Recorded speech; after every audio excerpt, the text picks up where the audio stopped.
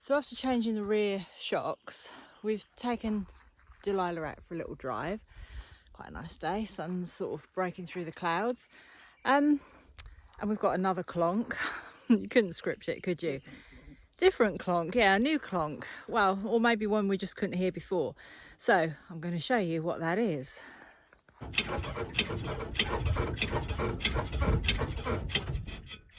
Also just noticed that the flap seal is dying.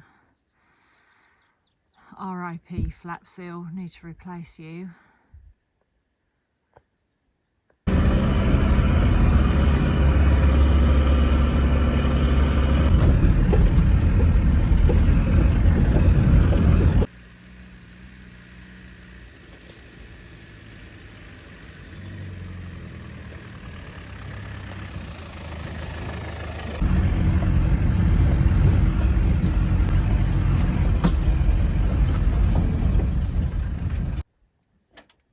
So just to go back to this nut here at the bottom of the shock absorber is loose. So what's happening is it's allowing the shock absorber to move up and down before it actually does any absorbing of shocks.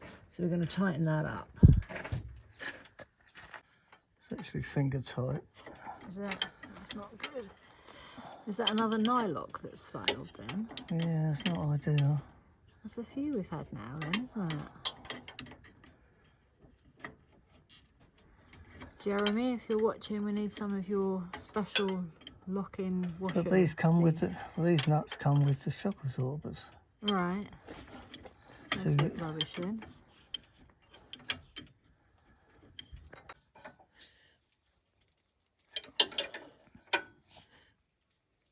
Yeah. This is the backrest of one of the seats. This is the old cover that's just come off, which is this nice kind of vinyl stuff which makes you sweat, so it's not nice at all. What we've got is a new cover set. So this is the new cover to go onto this backrest to create the new seat. Okay, we're on to putting the covers onto the seat foam that you saw us take out last week.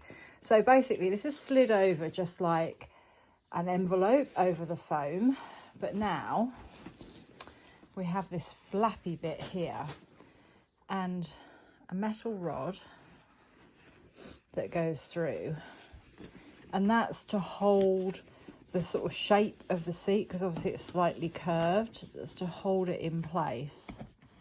So it has to be put down underneath this foam. Just a little bit fiddly. Is there a hole or something that it slots into? It just goes behind the foam. Okay, just behind the foam. I thought it would have a, I don't know, a slot or something, but no. Okay, that's holding that in place. Now we can continue. That's the royal we, obviously, because I'm filming, Chris is doing it. To kind of put the rest of this cover over, just like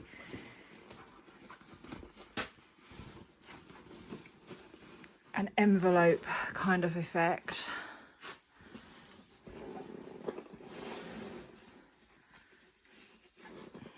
Obviously not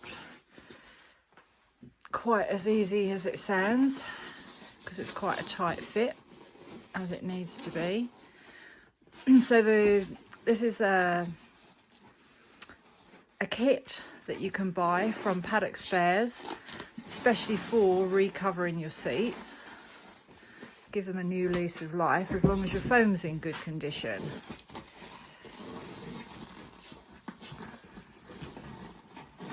And I'll put the link at the bottom of the page for what this kit is called.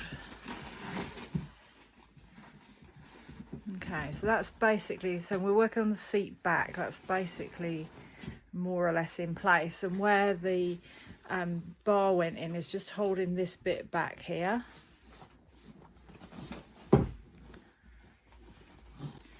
Now it's a matter of stretching this down because it's got to be secured at the bottom.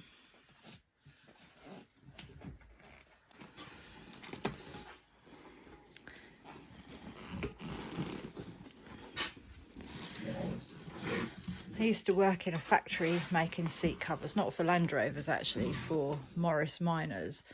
I made mine in leather. That's a long time ago. So there we've got 2 bits of plastic trim at the end here that have to fit together to actually hold it all in place. Which is not as easy as it sounds. I'll come back to that in a sec. So just to try and explain this, and if you can see there's like a little raised lip here. Let me see if I can see it from the end. So you can see there's a lip there, and on this part there's a channel. Oops, there we go, there's a channel. So the idea is that this hooks over this little thing here, and then the channel goes over the lip. So that's the theory. It's just not that easy to do in real life because everything's trying to escape at the same time.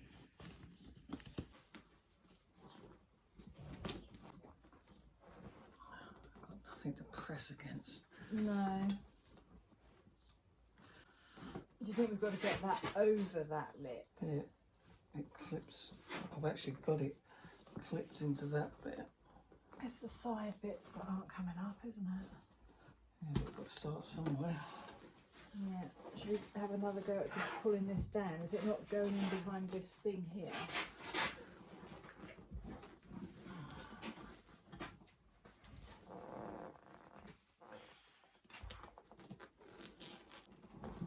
It's close, but not close enough. Yeah, it's really close. Let's give this another pull.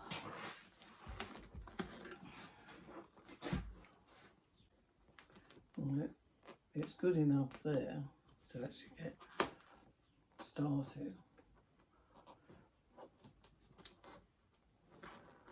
But as soon as you move along, Well, I don't think that's on even there though.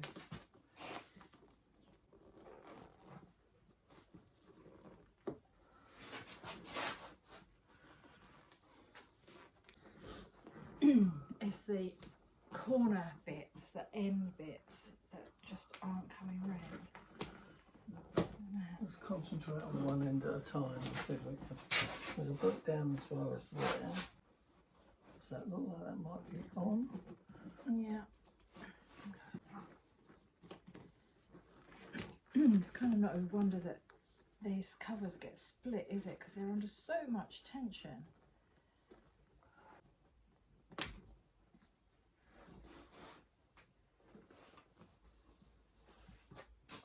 We're done?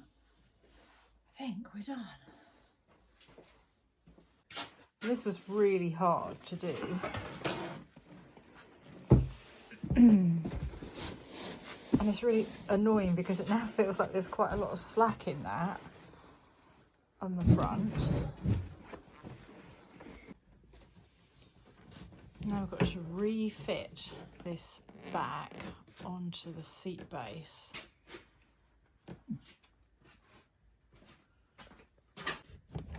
So there's a bolt that goes through onto the frame, like so. Because obviously this has to hinge. And another one at the front.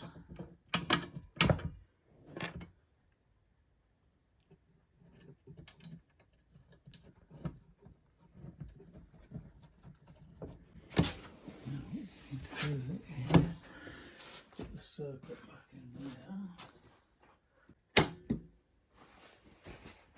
there. Okay, that circlip's on.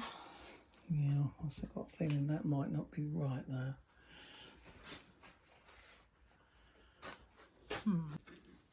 Got a feeling that is supposed to be down there. Oh, is that supposed to be what's sort of attached to the spring, maybe? Yeah. I think it's supposed to be in that hole down there. I have to take that apart and do it again. We're going for take 2 now. I'm putting this together. No, that's not right, because as soon as you move it, it flips straight back out again. Ouch. Is there an actual hole that it fits in? I can't see one. So we've got another different type of seat from a later car to see where this thing goes through. It's coming through that hole, which did seem to be right for what we've done, but then when we bend the seat over, it just pops straight out. So we have made a discovery. This is the spring from the seat back we were just trying to fit. This is the spring from the other seat back that was still attached to the frame, which is actually from a later seat. And as you can see, it's different. So what we think is that probably the base might be different as well. Probably. Anyway, let's put these up here. What you can see here is that they're the same length, this part here. So the theory is, if we swap that one for this one, it should work. Don't know why. I mean, it's radically different actually, isn't it? If you show it against the floor, that's bent down at an entirely different angle. So the base has to be different as well. So there you go. If you're trying to fit a seat back from an early seat, which is that one, onto what we think a later base, it doesn't work. You need to get this part out of a later seat back. Random fact of the day.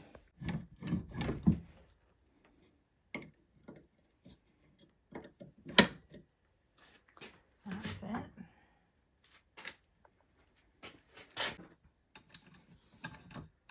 So this time the bolts are going in with the back upright. As well as the seat backs and seat swabs themselves, we've also got headrests to redo. So these are the headrests with the sort of nasty vinyl stuff on. We've taken the vinyl cover off this one by the magic of film. So this is the base that's underneath, a nice piece of foam with bizarrely a bit of plastic on. We love the fixing at the bottom. It's just some wood sandwiched in some metal that you staple into. So let me show you how that looks when it's all together. Some staples in there, and then there's like a cover plate that goes over it to try and make it look pretty. So that's ready to be recovered, but we're waiting for the actual kit to recover the headrests, and then everything will match. We're back in Purdey. You haven't seen Purdey for a while. Okay, so today we're going to try and address one of the things that was on our outstanding list as a result of the Santana Trophy. We realised that the TD5 engine is much more rev critical to keep the power on than the 300 TDI that's in Priscilla and Delilah. But we don't have a rev counter in here. There is a genuine Land Rover rev counter, but it's quite expensive. So we've looked for another solution because the budget doesn't really stretch to that. So what we've got is this. So this is a generic rev counter for diesel engines that we got from eBay. The problem with this is, well, there's sort of two problems. The first problem is that the feed for this needs to come off the alternator, and the feed for a real Land Rover one would come from somewhere in the ECU. So for this, we have to make a little modification to the alternator. Well, it's not really a modification. We just have to get a wire off what would be a W feed on an alternator that goes into a 300 or 200 TDI, which we found a way to do that, so that's fine. The other thing is that although this would technically fit into this dashboard, we'd then have to buy another bit of wiring loom. And also, if it's down here in the dash, it's not quite so easily visible. So what I'd like to do, and I don't quite know how we're going to do this yet, and maybe somebody watching will be able to help, I'd like to mount this up here in a little pod so that it's right where I can see it. But that means that it needs a little pod, something that it can go into that covers it up and just has enough at the back for the wires to come into it. And then we can, when that's all fitted, and we've actually got a new alternator as well, which we didn't fit for Santana. The one we've got is absolutely fine. So we might as well do the modifications to the new one and then keep the other one as a spare. When that's all fitted in, then we can check against the nanocom, because you can adjust this slightly to make sure that this is reading correctly. So that sounded like a simple thing, just getting another rev counter, but it's actually going to turn into quite a big project. So that's something that we're going to be looking at on a future video. End of another week. The seats are in Delilah, which are nice. You'll notice that there's something missing. No headrests. I wonder if you can guess why. DHL have struck again, and the headrest retrim kits are on hold in Paris. Now, it's been a hot week. I know it's been 35 odd degrees. It's not really an excuse. Maybe they're just having a day off, staying in the shade, but it doesn't help us. Anyway, hopefully they'll come next week. So join us then. We're going to have a look at the rev counter in Purdey next week, and hopefully we'll get these headrests on. So if you've enjoyed seeing us struggle with these seat covers this week, give us a big thumbs up, because we really appreciate that. Thank you to all the new subscribers this week. We really appreciate that as well. And keep watching, keep commenting, keep liking, keep subscribing, and we'll see you soon.